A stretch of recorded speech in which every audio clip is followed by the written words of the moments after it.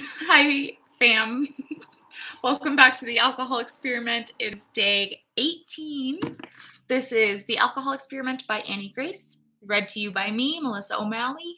We're going to hop into it. Day 18. It's titled Why Tolerance is Literally a Buzzkill. We always start with a quote. Today's quote is by Thomas Merton. Happiness is not a matter of intensity, but of balance and order and rhythm and harmony. So let's jump into it. The science behind tolerance.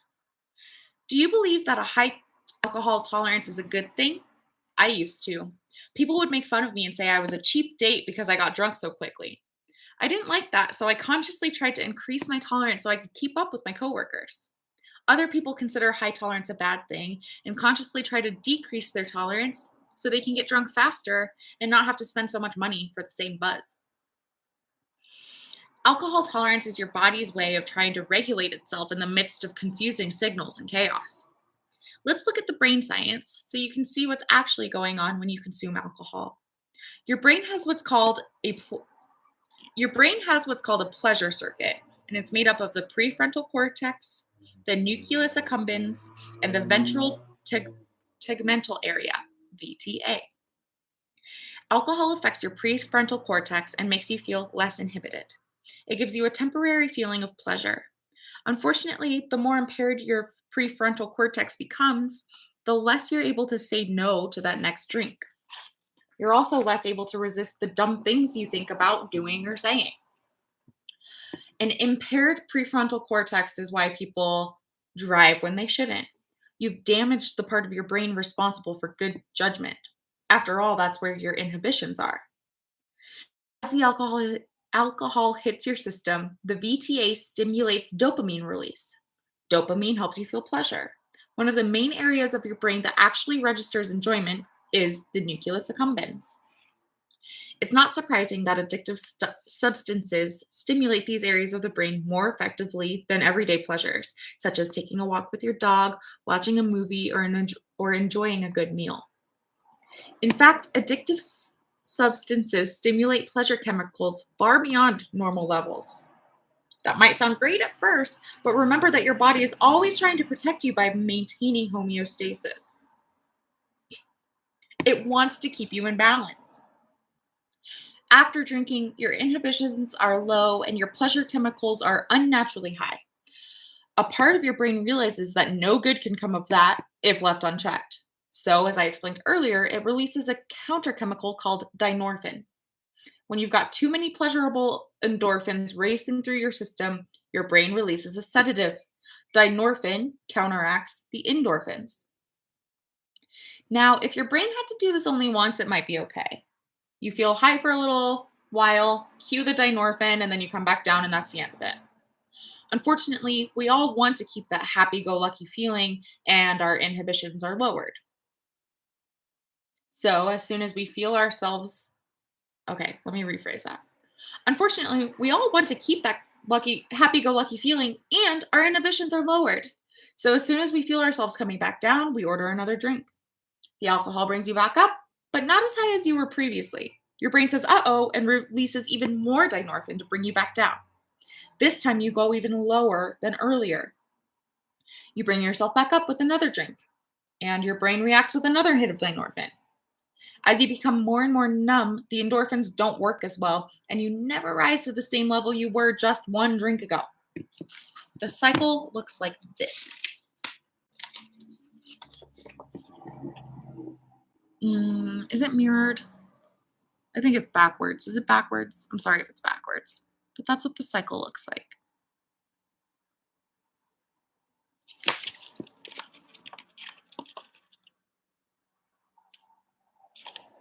Yeah. Okay.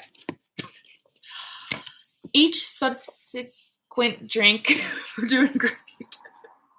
Each subsequent drink brings you lower and lower until you fall well below the baseline of happiness you started with. This is why happy drunks often wind up crying at the end of the night. It's a neurological fact that the more alcohol you consume, the lower your pleasure dips until you are much worse off than you were when you started. Does that sound like fun to you? Decreased tolerance for fun. There's even worse news, though, because your brain is smart. When drinking for fun becomes a habit, like hitting happy hour every day after work, it can predict exactly when and how much dynorphin.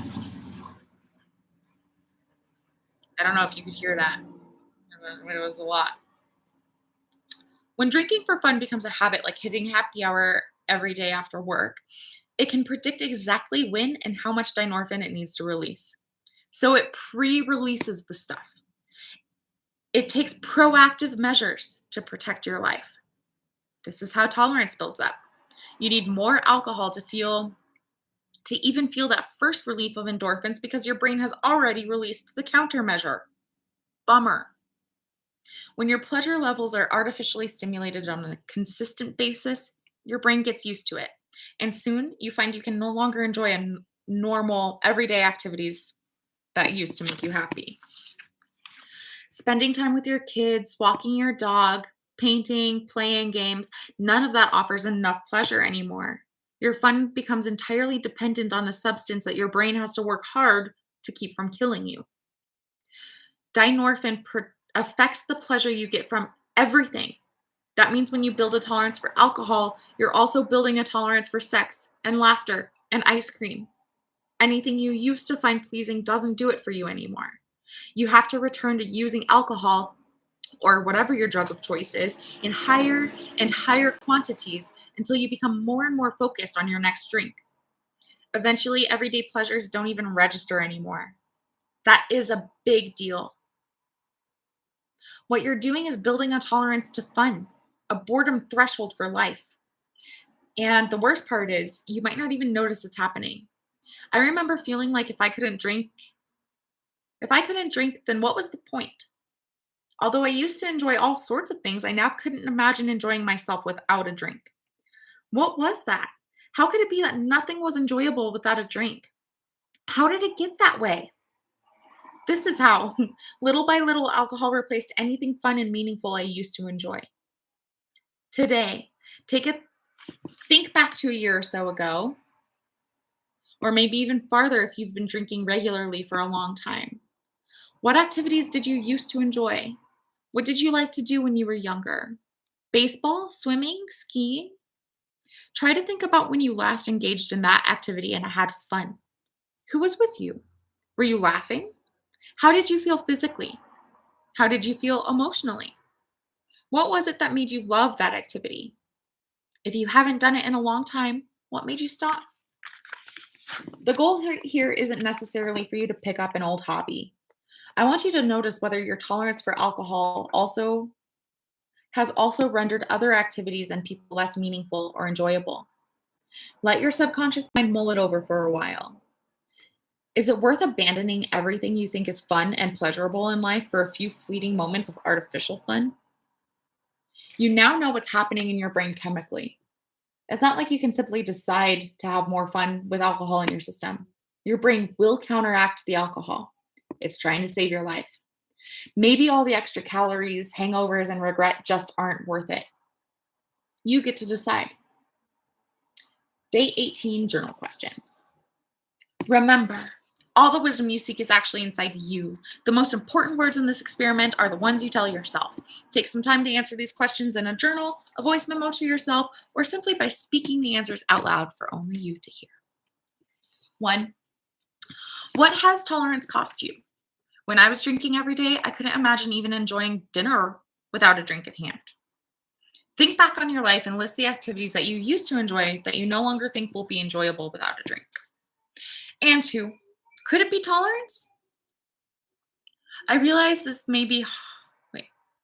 I realize it may be hard to see that the things you think are only fun with alcohol, like happy hour, sporting events, sales meetings, first dates, might actually be more fun if alcohol is not in the picture.